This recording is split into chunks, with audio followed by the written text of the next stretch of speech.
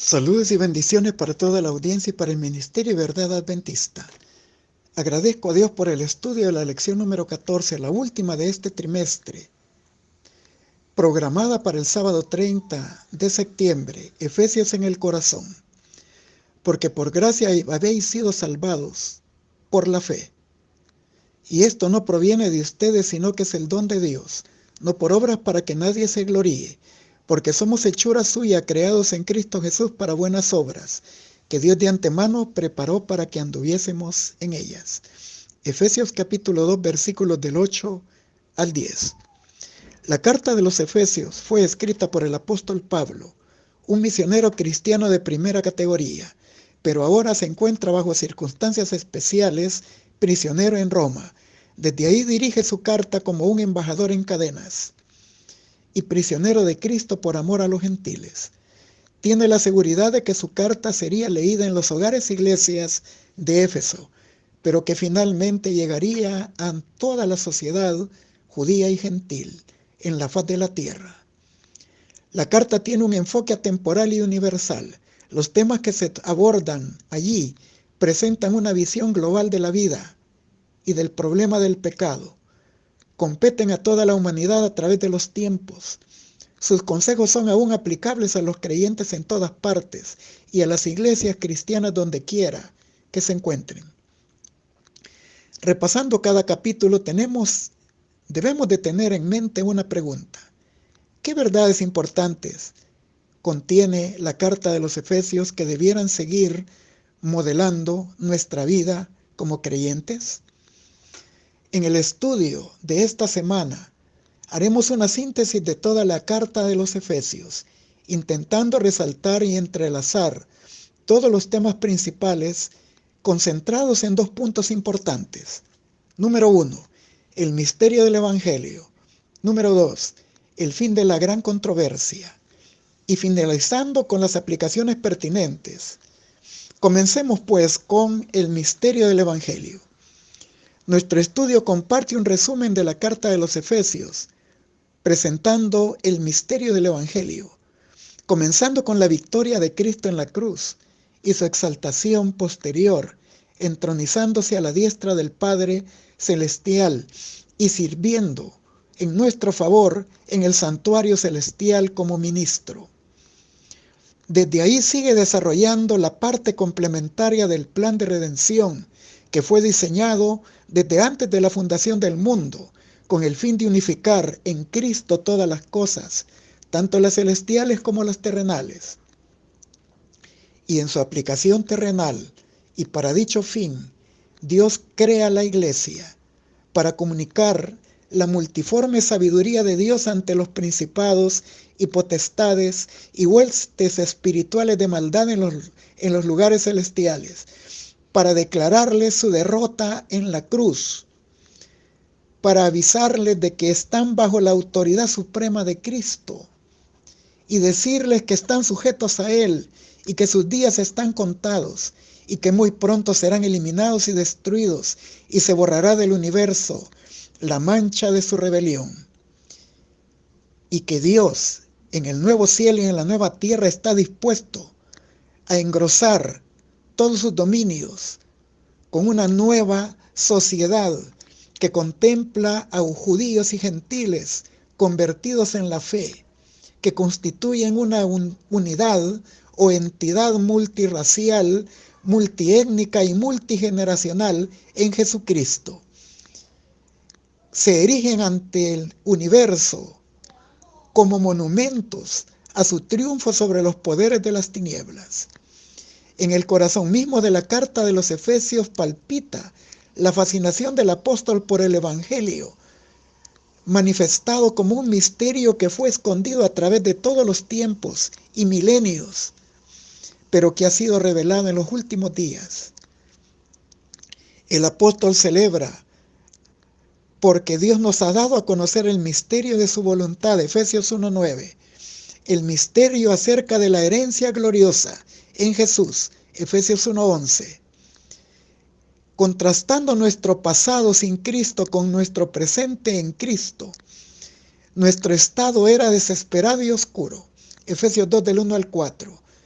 había alienación, división y enemistades que el pecado había traído sobre nosotros, como individuos, como familia y como sociedad humana. Efesios 2, 11-12. Y ante esta triste realidad exhibíamos nuestra incompetencia e incapacidad para resolver el problema del pecado y de la muerte. No poseíamos ninguna solución propia para sacarnos del campo gravitatorio del agujero negro del pecado. Pablo explica también en su carta a los romanos que tanto judíos como gentiles, habiendo pecado, estábamos destituidos de la gloria de Dios. Romanos 3:23. Pero Dios solucionó el problema entregando para nuestro rescate y redención a su Hijo unigénito Jesucristo, quien sin merecerlo y siendo aún pecadores, Cristo murió por nosotros. Por gracia sois salvos por medio de la fe, y esto no es de vosotros, es un don de Dios. Y a todos los que le reciben y creen en su nombre les ha dado la potestad de ser hechos hijos de Dios. Romanos 5:8, Efesios 2 del 8 al 9, Juan 1 del 11 al 13. Pablo exalta el milagro insondable del amor divino por nosotros. Dios no se olvidó de nosotros. No amó a un sector de la humanidad en detrimento de los demás. No ha preferido a una nación por encima de todas. Y aunque la nación judía rechazó al Mesías, este rechazo abrió las puertas de la gracia de Dios a todo el mundo. Y a esto Pablo llama en su carta el misterio. Efesios 3, 3 y 9. El misterio de Cristo, Efesios 3, 4. Y al final, el misterio del Evangelio, Efesios 6, 19.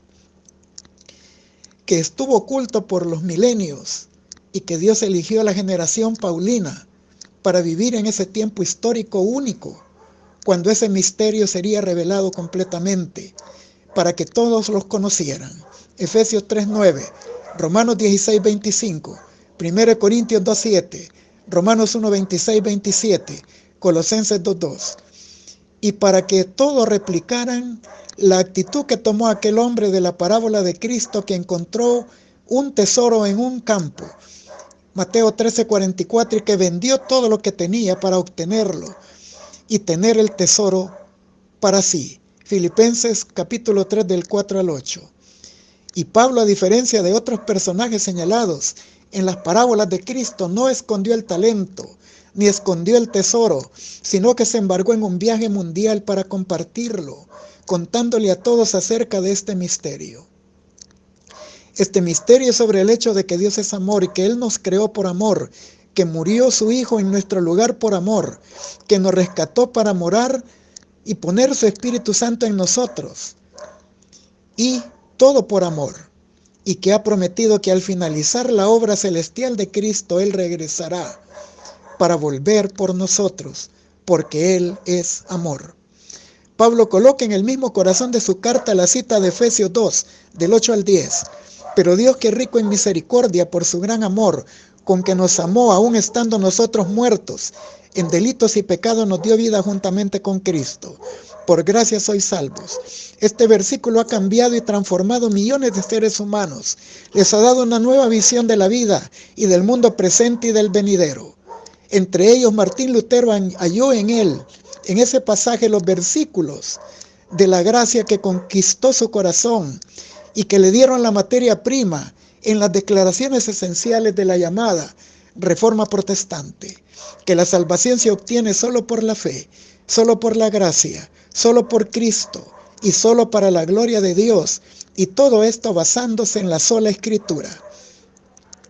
También tenemos la experiencia en el año de 1738 de el señor Juan Wesley, quien 18 días después de su conversión presenta en la Universidad de Oxford el gran tema El grito del corazón y el manifiesto de un nuevo movimiento, basándose en Efesios 2:8.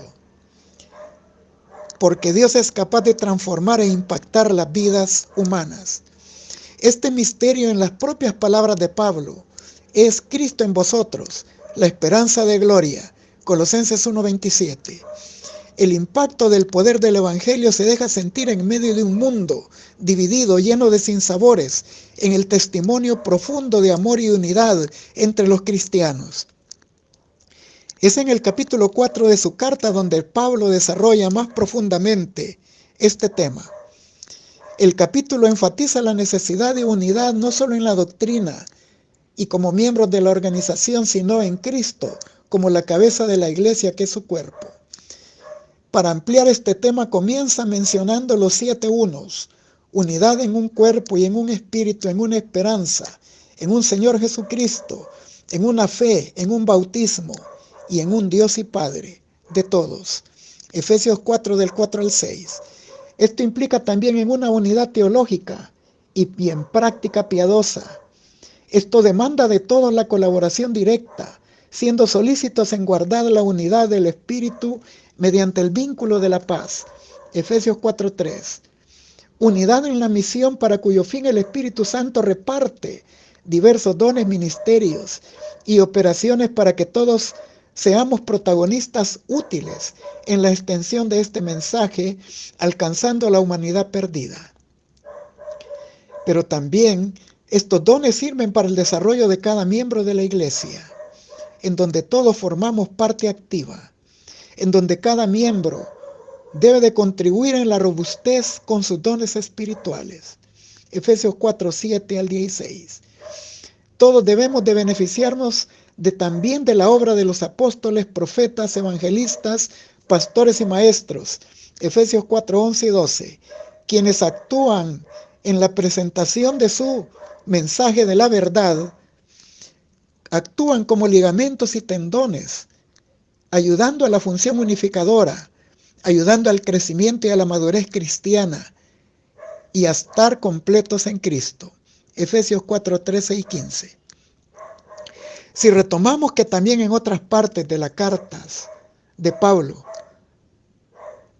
como la es la carta de los Romanos, él pide que en la medida de lo posible, en lo que respecta a nuestra actitud y si está a nuestro alcance, debemos de vivir en paz con todos los hombres, incluso con aquellos que son hostiles y se vuelven nuestros enemigos gratuitos. Romanos 12 del 17 al 21. Y esto lo hace tomando en cuenta en su mayor profundidad la oración de Cristo de Juan 17, 21. Para que todos sean uno como tú, oh Padre, en mí y yo en ti, que también ellos sean uno en nosotros, para que el mundo crea que tú me enviaste. Todos debemos de colocar un granito de arena en el cumplimiento de este propósito unificador por medio de Cristo. Y para esto necesitamos seguir el consejo de Pablo, aprovechando todas las ventajas, todas las virtudes que se encuentran en Cristo. Efesios 5 del 15 al 21. Nuestra relación con Cristo será la más importante y la que definirá todo otro tipo de relación entre creyentes en el ámbito del hogar, en las relaciones interpersonales y sociales dentro y fuera de la confraternidad de creyentes. Efesios 5 del 22 al 33. El amor abnegado de Cristo por la iglesia se convierte en el modelo de los esposos creyentes, mientras que la lealtad de la iglesia hacia Cristo se convierte en el modelo para las esposas cristianas. Efesios 5 del 22 al 33. La unión emocional espiritual del marido y la mujer, que son una sola carne dentro del matrimonio, se vuelve en una ilustración teológica contracultural y correctiva del matrimonio y de la sexualidad a la luz de la relación que existe entre Cristo y su iglesia. Efesios 5:32. La relación de Cristo con su iglesia a la luz del matrimonio lo ennoblece, lo dignifica, lo sacraliza y lo eleva hasta ese estatus tan importante. Continuamos con el fin de la gran controversia. Concluimos nuestro estudio reflexionando sobre Efesios capítulo 6, donde descubrimos la metáfora de la iglesia como un ejército de Dios, equipado de toda la armadura de Dios, calzada con el apresto del Evangelio de la paz, y juntos todos unidos bajo el estandarte de Cristo, el príncipe de la paz. Efesios 6 del 10 al 20. Ya a los corintios Pablo también había explicado que las armas de su milicia no eran carnales sino espirituales y poderosas en Dios para derribar fortalezas del enemigo. También a Timoteo le había hecho un llamado especial a pelear la buena batalla de la fe y a echar mano de la vida eterna. Pablo entra en el campo de la batalla de este gran conflicto y nos llama a alistarnos en el ejército de Dios. Debiéramos hacerlo con una opinión realista de quién es nuestro enemigo. No nos enfrentamos solo a la carne y a la sangre, sino a fuerzas espirituales y malignas en las regiones celestes. Efesios 6:12. Dirigidas por el astuto general el diablo. Efesios 6:11.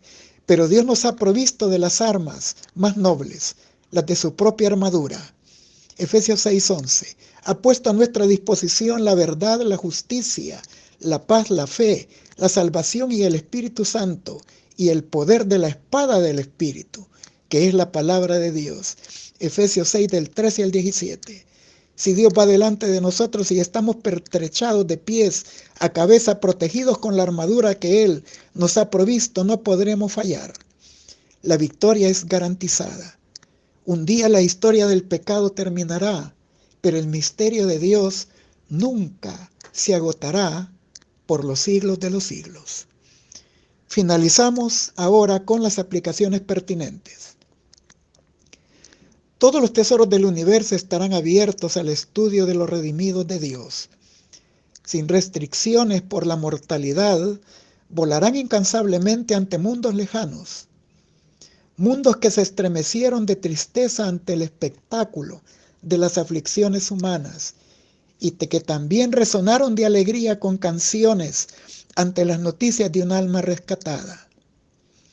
Con deleite inefable los hijos de la tierra entran en la alegría y en la sabiduría de los seres no caídos. Comparte los tesoros de conocimiento y entendimiento adquiridos a través de los siglos y siglos de contemplación de la obra de Dios. Con visión intacta contemplan la gloria de la creación.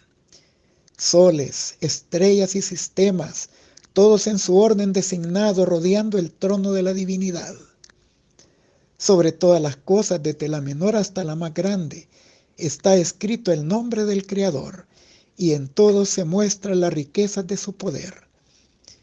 Los años de la eternidad, a medida que corren, traen nuevas revelaciones más ricas y aún más gloriosas de Dios y de Cristo.